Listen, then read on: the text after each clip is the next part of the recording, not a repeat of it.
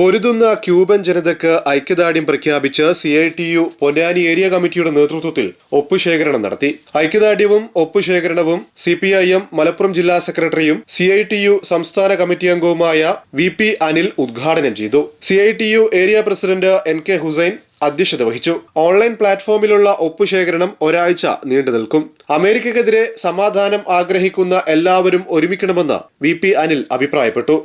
America ഉദ്ദേശിച്ചതുപോലെ ഇറാനെ കീഴടക്കാൻ കഴിയാത്തൊരു പശ്ചാത്തലത്തിൽ ഇറാനുമായി യുദ്ധവിരാമ ഉടമ്പടിക്ക് അവസാന ഘട്ടത്തിൽ തയ്യാറാവുകയാണ് അമേരിക്കൻ ഭരണകൂടം. ഇടതുപക്ഷം വിജയിച്ചിട്ടുള്ള വിപ്ലവ വെനിസ്വേലയുടെ പ്രസിഡന്റ് മഡൂരെ ഒരു അർദ്ധരാത്രിയിൽ അദ്ദേഹത്തിന്റെ വസതിയിൽ അതിക്രമിച്ചു കയറി അമേരിക്കൻ സൈന്യം അദ്ദേഹത്തെയും അദ്ദേഹത്തിന്റെ പത്നിയെയും അറസ്റ്റ് ചെയ്ത് ഇന്ന് അമേരിക്കൻ തടവറയ്ക്കുള്ളിൽ കഴിയുകയാണ്. ആ രാജ്യത്തിന്റെ പരമാധികാരിയെയും പരമാധികാരത്തെയുമാണ് അമേരിക്കൻ തടവറയ്ക്കുള്ളിലാക്കിയത്. വർഷങ്ങളോളമായി വെനിസ്വേലയ്ക്കെതിരായി ഉയർത്തിക്കൊണ്ടിരിക്കുന്ന ഉപരോധങ്ങളുടെ പശ്ചാത്തലത്തിലാണ് അമേരിക്ക അത്തരത്തിലുള്ള നടപടിക്ക് നേതൃത്വം നൽകുന്നത്.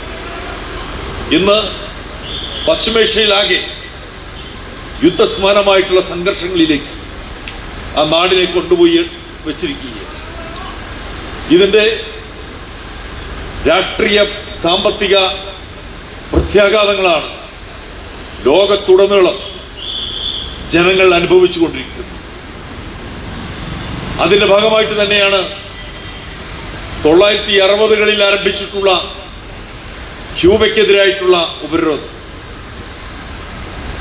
1961 ക്യൂബയെ കീഴടക്കുന്നതിന് വേണ്ടിയിട്ടുള്ള യുദ്ധത്തിലേക്ക് അമേരിക്കൻ സാമ്രാജ്യത്വം നീങ്ങുകയുണ്ടായി.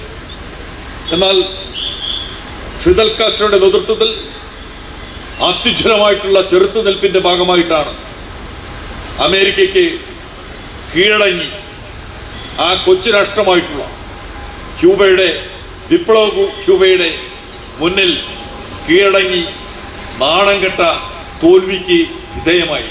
CITU ജില്ലാ secretary V Shailaja, area secretary Suresh Kakkanath, ജില്ലാ കമ്മിറ്റി അംഗം K റഹീം, ഏരിയ ഭാരവാഹികളായ MA Hameed, K Divakaran, T Girivasan, N Sirajuddin എന്നിവർ സംസാരിച്ചു.